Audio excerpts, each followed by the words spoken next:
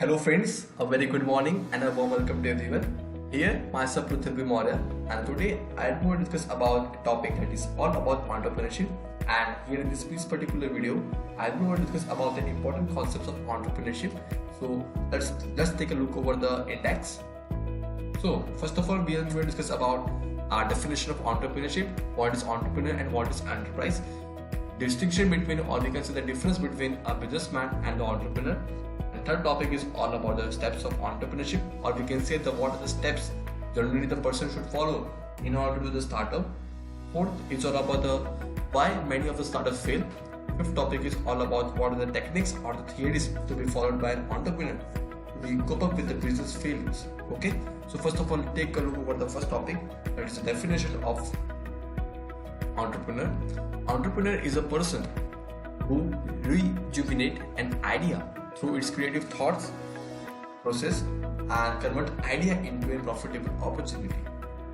Second definition is all about what is entrepreneurship. Entrepreneurship is a process accomplished by an entrepreneur to convert an idea into an opportunity. And third is all about enterprise. Enterprise is generally the outcome that the entrepreneur gets after accomplishing the entrepreneurship process. Okay, this is the general meaning of all this particular meaning. Okay, but you might not be able to understood this particular definition. So let's have a clarity about this definition with a case study. Okay, so let us take a look over the important case study that is of Pushpinder Singh. He's also known as the founder of Travel Khana. You might have been heard about it. Let's have a look over it, what he is doing. So Pushpinder Singh is a graduate from BHU. He has done the IT engineering from BHU, and he has also done his MSc in computer engineering from BITS Pilani, and he has been working for one of the IT company for last 15 years. One day Pushpinder Singh was traveling in a train. He was generally traveling through the train to reach at this job place, and he noticed that from a 15 years experience by traveling from one place to another, he noticed that the food that the railway is catering to the travelers was not hygienic at that particular place. Okay, and he noticed that the food was not hygienic, and he thought that why we cannot take the opportunity of that. Okay, he thought that why railway is not able to provide a service to the people, to the traveler in a proper manner. So he found out that the railway was a quite huge proportion of business, or we can say the sector. Cater all and each traveler is not possible in a great quality manner. So he thought to plan to do the business in this particular sector. He thought that why we cannot serve the quality food to the travelers by linking the local premium food vendors. Okay, because we might have been watched also in railway station. There are many type of vendors. Street vendors are also there, and second we can see the lorry vendors who are generally taking the foods with their lorry. And third type of vendors are having the great hotels who are providing the premium food, better quality food and best hygienic food. So he thought that why we cannot link all that particular premium vendors with travelers, so that the travelers can get the best quality food.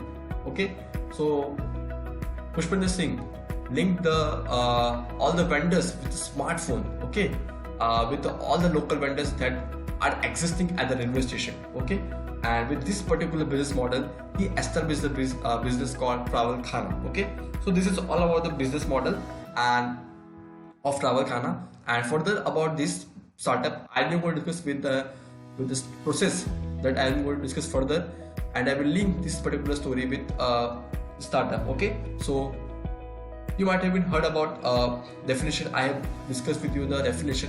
So in this case, Pushpinder Singh is an entrepreneur because he has rejuvenated the idea from his mind through his creative thought process and converted the particular idea into the opportunity.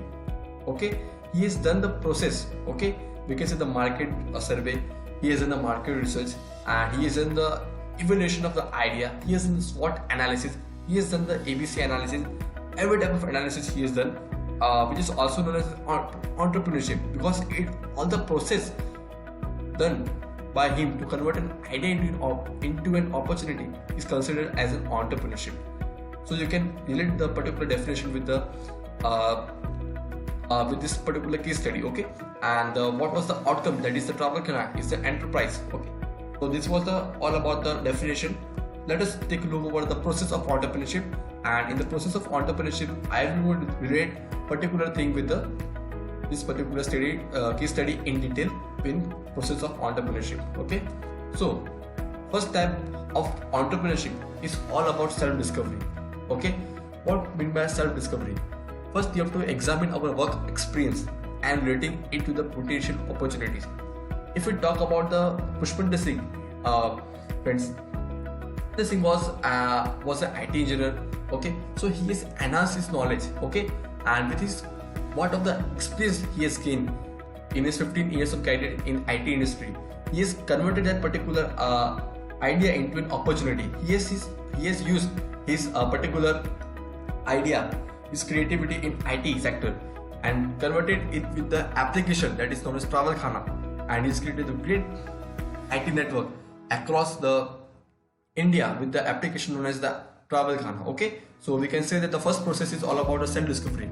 If any person who has established his particular startup, so he has to self-discover what knowledge he is having and what type of experience he is having in any other particular sector, and based upon that particular knowledge and experience, we have to find and what are the new things we can do with our own experience and with our own knowledge, okay? So this is the first step and the main foundation for the startups, okay?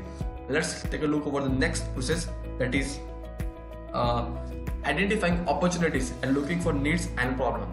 So friends, if we talk about this particular startup, that is Travel Khana, so Pushpinder Singh has identified that the particular sector, that is railway sector, was having 8 billion travelers in annually, because 8 billion travelers were traveling annually in the railway, and after the analyzing the data analysis, he has found out that the 10% of the travelers are the premium users, okay?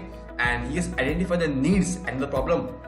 What was the need and problem? That the travelers were not getting the particular food that are hygienic, okay, and that are in the best quality foods, okay? So that was the problem, that the traveler was not getting a particular good quality food. So he has tried and identified the problem that was existing in the railway sector, and he's tried out his best to solve this particular problem. So second step is all about we have to identify the problems that are existing in our society or in our surroundings, okay? As third step is all about generating and evaluating the ideas from the use and creativity and past skills, and generating innovative way to solve problem. So that is related with this case study. So we can say that we have identified what are the experiences we are having. Second is all about we have to find what are the needs and the problems that are existing in the society. And third step is all about you have to generate and evaluate the ideas to solve that particular problem. So if we talk about the Pushpinder Singh, he was having an experience in the IT sector of 15 years. Second, he has identified the problem in the railway sector, that the catering service was not that particular good, and the food provided by the railway sector to the travelers was not particularly good, and which were the most problematic situation for the travelers. So he has linked both the problem and this past experience, and he has evaluated this particular idea whether he can link the particular his experience of IT sector to solve this particular problem, and he has evaluated on, and after evaluating all the particular things, he has gone for the startup. And after that, after evaluating an idea and after the evaluating the practicability of an idea, he has gone for the next step, that is fourth step, that is also known as planning. And the planning he has done by doing the market research, he has done the SWOT analysis, he has identified the customer base and the business model, okay? So fourth step for every startup is all about planning. Every startup has to do the planning. What are the SWOT analysis? What are the strength? If a person has to do the startup, he has to particularly always do the SWOT analysis on a daily basis, on the monthly basis, okay? So that the particular person can know about its strength, weakness, opportunity and threats, okay? So this was the fourth step. Let us take over the fifth step. is all about the raising the startup capital. After you have done the all the planning, all the research, and you have finally decided to launch startup, but to find the investors who will be interested to invest in your business. If we talk about this Travel Khana, Pushpinder Singh generally invested 10 lakh rupees from his own side, and he has found 30 lakh angel investors from outside who are interested to invest in their particular business. So fifth step is you have to find who are the we can say the investors, interested investors. They can generally invest in a particular business. And final step is all about the startup, and this is the final step of this process of entrepreneurship. So this is the 6-step process that every person should follow to do the particular startup. So with this second topic is being completed, let's take a look over the third topic, that is the entrepreneur versus businessman. Okay, friends, you are having two photos. You might be feeling that this is both of looking like a businessman and both are also looking like an entrepreneur, but there is a distinction between the entrepreneur and the businessman. So let's take a look over it. Okay, so we can differentiate any of the entrepreneur and the businessman in the two particular way. First is on the basis of innovation, creativity, and ideas. So if we talk about the Steve Jobs, who is the founder of Apple, so he is the entrepreneur because he has found the Apple, which is the personal computer with no monitor, with no keyboard, and no mouse. Okay, this was the first unique startup that has anyone done in history ever. But if we talk about the Mukesh Ambani, who is the promoter of the company, okay, so if we talk about him, he has not done any innovation, okay, till date, because it is all a general business that is done by every person in the market. If we talk about all business everyone is doing, means 5 to 6 persons are there who are doing the business. Cotton industry is also done by many of them, but he has not done the innovation in any of the particular sector. So if we talk about Mukesh Ambani, we can consider him as a businessman, and if we talk about the Steve Jobs, he is an entrepreneur. Okay, so and second, so we can consider that the distinction between the entrepreneur and the businessman can be done on the basis of innovation, creativity, and ideas. If a person is having great creativity and idea, and he is converting that particular idea and creativity into an opportunity, so he is considered as an entrepreneur. And if any person who is having a great business knowledge, who is able to transform any business, is considered as a businessman. So second distinction point is all about that problem solving attitude and the profit making. If we talk about an entrepreneur, he is generally having a problem solving attitude. For example, Steve Jobs in 2007, he noticed that there are several smartphone companies in the industry or smartphone industry, but the problem is that they are not that much smart and which are not easy to use. So he felt like that particular problem, and he sorted out that problem by launching his own smartphone, that is Apple. So he has solved all the problem of smartphones in the industry. But if we talk about the Mukesh Ambani, he is always having a profit making attitude. He has not solved any of the we can say any problem of a society. Okay, so this was all about the distinction between the entrepreneur and businessman. So with this third topic is completed, friends. Let's have a look over the third topic, that is the reasons behind business failure. What are the major reasons due to which many of the business fail? Okay, so let's start with this. So first reason is all about lack of industry experience. Okay, lack of industry experience.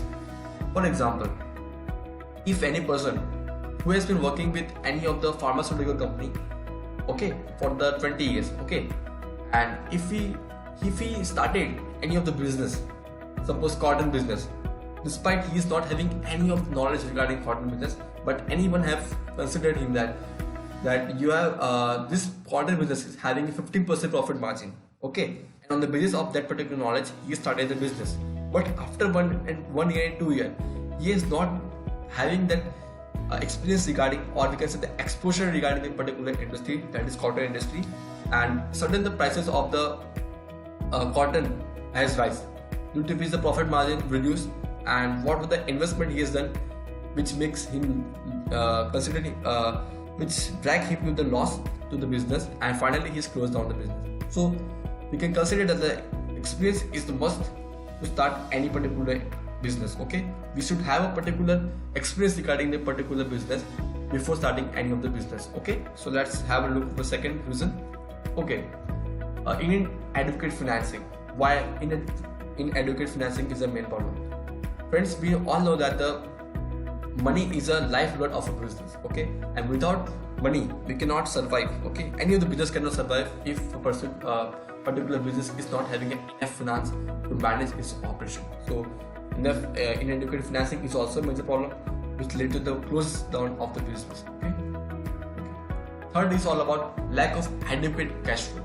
Friends, previous slide we had talked about the lack of adequate financing, and this particular point is also relatively same. But if we talk about the cash flow plays an important role, because if you are having a debtor in the regular dealing, if you are having a debtors and creditors, these two parties are most important, because we have to deal with this particular two persons on the daily basis. And if any of the person is not happy with your satisfaction on the basis of your payment, so he will cancel the contract with you, and he will not have business relationship with you. So this particular problem leads to the long-lasting problem in a particular business, and which further in long run leads to the close down of the business. Okay. Fourth point is all about poor business planning. Okay, someone is correctly said that the failing to plan is a planning to fail. Okay, if you are not having a proper business planning regarding your future, so you cannot succeed in the long run. You can be succeed for the 5 months, 6 months, or because of the maximum 12 months. But if you're not having a proper business planning, okay, so you will lack to the problem, and which will finally lead to the close down of your business. Okay, and fifth is all about management incompetence. Okay, friends, why this particular point is important, which led to the close down of the business at the initial level, or we can say the business failure at the of startups. Okay, why management incompetence? Because if we talk about this particular corporate world, many of the industry generally taking the highly qualified persons who are from the best reputed university. If we talk about many of the companies, Reliance, TCS, Tata, they generally taking many of the who are highly qualified graduates. Okay, and if you are not getting the proper we can say the man force, okay, or major departments will survive in long run. So it is always considered that if you are not having a proper management, you will have tremendous problem in the long run. So you should have a great managing competent employees at your premises, so you can have a good competing edge, because this is the particular mindset of the people that if we get the particular management, or we can say the employee at the low cost, so we will get a cost advantage in the long run. But this is the bad idea, and every person should remove that perception that if we have a simple or the very low cost labors, so they can get a good amount of cost advantage in future. So without considering the problem of cost advantage, we should have a good quality man force in the premises, so that the business can survive in the long run. Okay, I have a last reason behind business failure, that is ignoring the competition. Okay, for example, if we take the great example of Nokia has not considered the competition in the market, due to which its business closed down. If we talk about the Microsoft phones that have been introduced by the Nokia always felt like that they will be innovator in this particular industry. Okay, they doesn't consider the competition that were existing in the market of Android level. Okay, they always consider that they are the innovators and they are the market leaders, but they are not consider the competition that is existing in the market. They always consider themselves as the market leaders, and due to which business has been closed down within 2 to 3 years, and Microsoft was a great failure, and introducing of Microsoft phones was a great failure for the Nokia. Okay, and last is all about inappropriate location. Friends, location matters because if you are having a mall, you're planning to launch the mall, and you have launched the mall in any of the villages of our India, okay, any of the backward area of the India, okay, and you felt like that it's a great advantage for all of us by setting the malls at the village level, because we are getting the land at the cost level. We have been constructed the mall at the lower level, at the you can say at the very less cost. So we are having cost advantage, because due to which we have set up our particular business at that particular village. Okay, so in the long run, you might be not getting a great amount of sales, which will further lead to the problem of closing down of the business. So location also matters in the long run. Okay, so this was all about the reasons behind the business failure in the startups. Okay, and our final topic is all about the techniques and the theories to be followed by an entrepreneur to cope up with the business failure. So some of the techniques or theories which are mentioned here. So every entrepreneur should have understanding about business planning, should do the market survey and research, always do the cash flow analysis on a daily basis, or we can say the monthly basis, so that you cannot feel the cash crunch in your business. And fourth is all about economic order quantity. We should always consider the economic order quantity, at what quantity we have to purchase the goods, so that we can get the cost advantage also. You have to all understood about the revenue and expense projections, and you have to also understand about the break-even point. Okay, what are the profit margin of your company, and you have to also do the SWOT analysis. It can be of the internal as well as external environment. Watching the video, friends.